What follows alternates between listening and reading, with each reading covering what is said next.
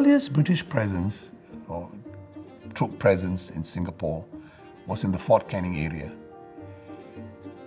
But Fort Canning was very close to the commercial district, and the merchants in the commercial district were worried that should there be any military conflict, their warehouses would be destroyed or burnt in the crossfire.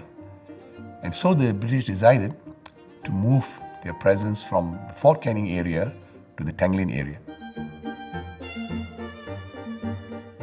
Another global event that led to the British reviewing defences was the Crimean War, which played out in the 1850s.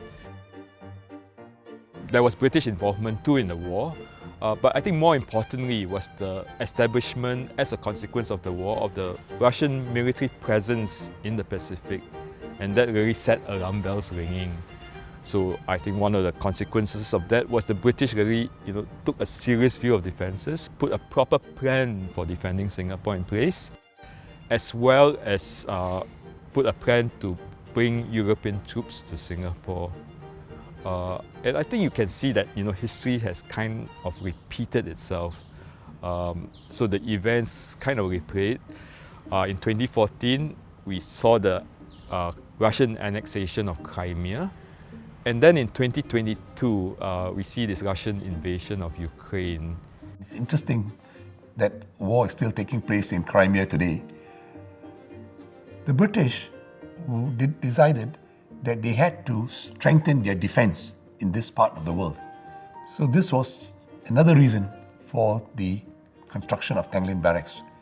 And in 1861, Colonel George Chancellor Collier gave the approval for the building of Tanglin Barracks.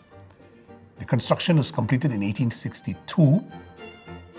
Today, we reach out to the world by receiving many prominent visitors to MFA at the steps of OTOM. OTOM has remained relevant to the British, to MINDEF, and to MFA for 90 years. In a way, it mirrors the Singapore story of continuously making ourselves relevant to the world.